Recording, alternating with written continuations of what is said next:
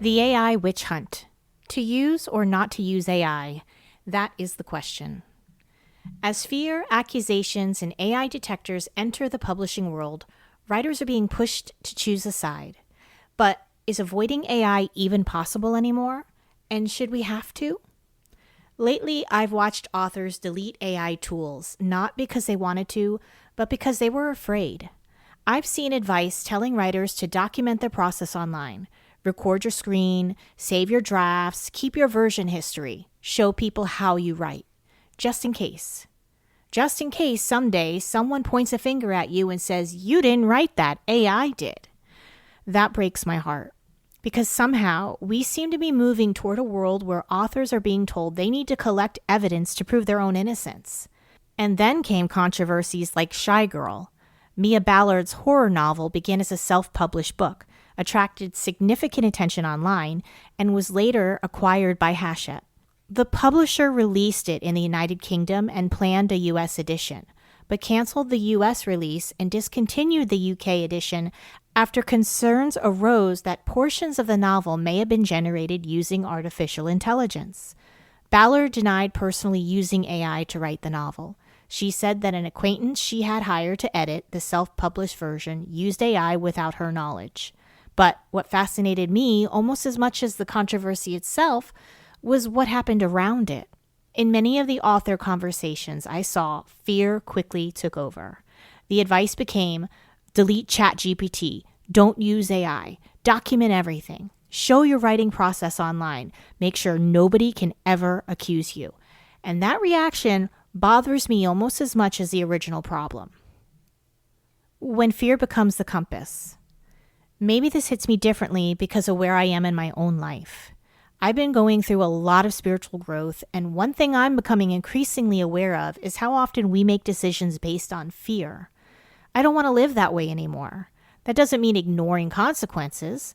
It doesn't mean being reckless. It means I don't want fear deciding who I become or what choices I make. So when someone tells me the safest thing to do is delete the tools, stay quiet, blend in, and make absolutely certain nobody could ever accuse me of using AI, something inside me pushes back. Maybe that's my rebellious side, but I would rather face the fear than build my creative life around avoiding it. Here's my line with AI.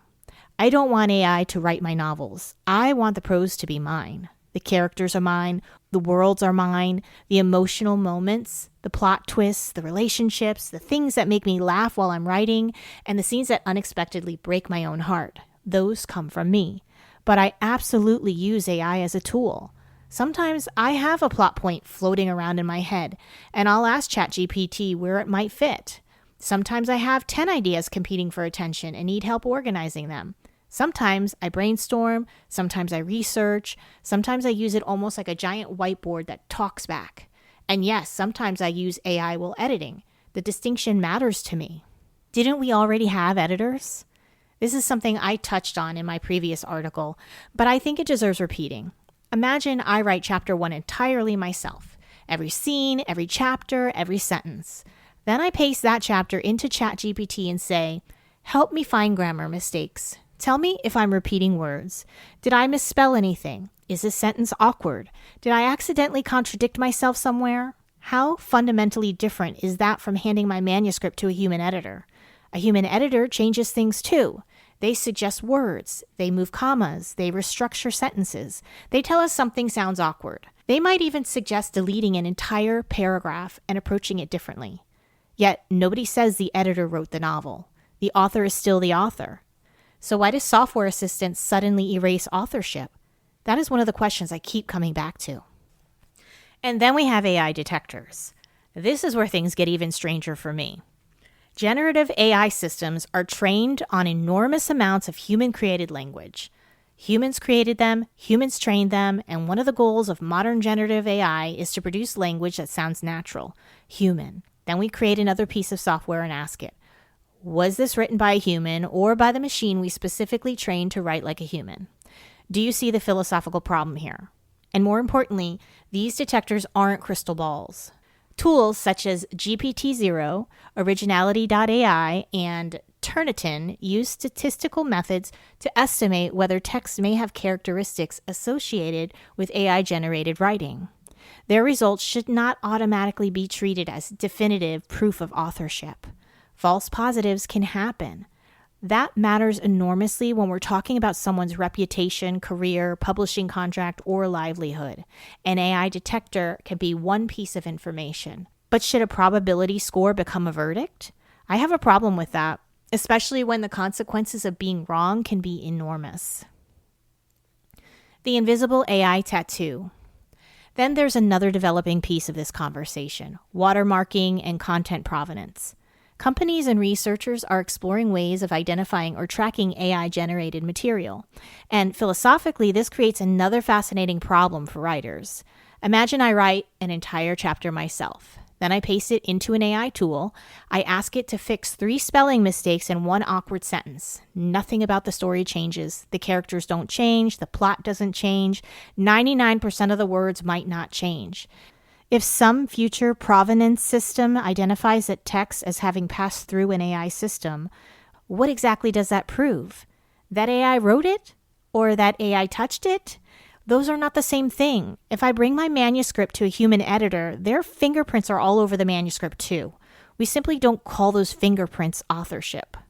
So if AI eventually leaves some kind of digital fingerprint behind, we are going to need a much more sophisticated conversation than AI touched this, therefore AI wrote this, because those are 2 completely different claims.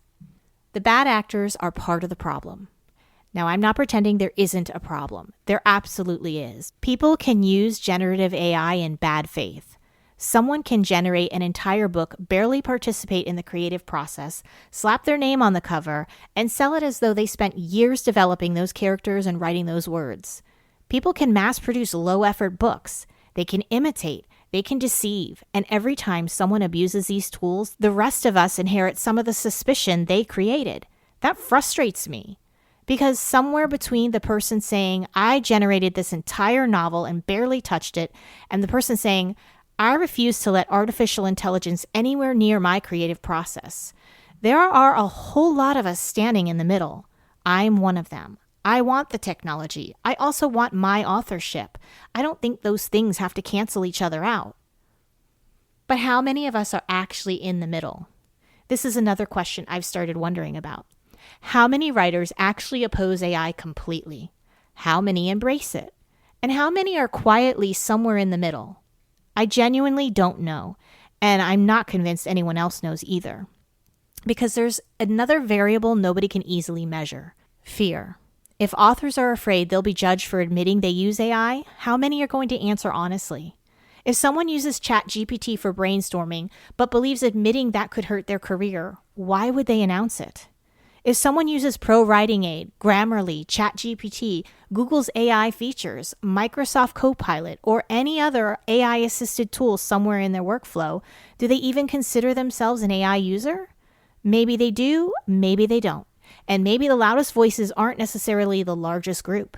Sometimes a relatively small group with a very large megaphone can make everyone else feel like they're alone. So when we hear that authors hate AI or writers are rejecting AI, I think it's worth asking which authors, how many, and how many people aren't talking because they're afraid of what will happen if they do.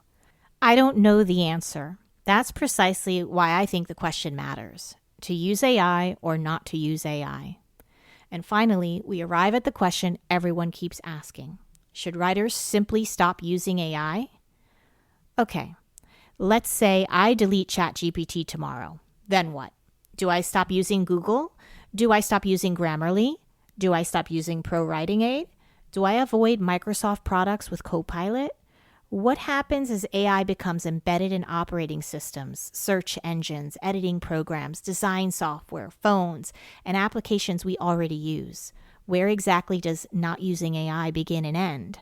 Maybe someone can choose not to use generative AI intentionally. That's a perfectly legitimate personal choice. But living in a completely AI-free technology world may become increasingly difficult, which means maybe we're eventually going to have to stop asking, did AI touch this? And start asking better questions. Who created this? What role did AI actually play? Was the creator honest about that role? Did the technology assist the human or replace them? Those questions seem far more useful to me. I don't expect everyone to agree. I don't expect this article to change everyone's mind. Some people have already drawn their line. That's okay. I'm drawing mine too. But I'm trying very hard not to draw that line from fear. I want to keep asking questions. I want to remain curious. I want to use tools that help me organize my thoughts, research ideas, and catch mistakes without asking them to create the story for me. The storytelling itself remains mine, my voice, my imagination, my stories. And if we're entering an age where writers are expected to prove their humanity before anyone will trust their work, maybe the answer isn't more fear. Maybe it's more transparency, more nuance, more honesty about what these tools actually do, and perhaps a little more willingness to ask questions before we point fingers. Because readers don't fall in love with AI detection scores. They don't fall in love with prompts. They don't fall in love with editing software. They fall in love with stories. And behind every story worth remembering, I still believe there should be a storyteller. Thanks for listening to the Storymakers Podcast. If you enjoyed today's conversation, I'd love for you to subscribe so you don't miss future episodes about writing, filmmaking, storytelling, and the creative journey. You can also follow along the Storymakers on Substack, Spotify, and on my Talina Adamo YouTube channel, where I share new articles, podcast episodes, behind-the-scenes updates, and resources for storytellers. I recently launched the Beginner Filmmaker Blueprint on Teachable, a step-by-step course designed to help aspiring filmmakers write, plan, and complete their very first short film. For a limited time, you can enroll for 50% off. Use the coupon code FIRST50 at checkout to bring the price from $99 to just $49.50. More than just a course, you'll join a filmmaking challenge and a supportive community of creators who are taking the same journey. Ready to make your first film? Click the link below in this article. Until next time, keep creating and keep telling your story.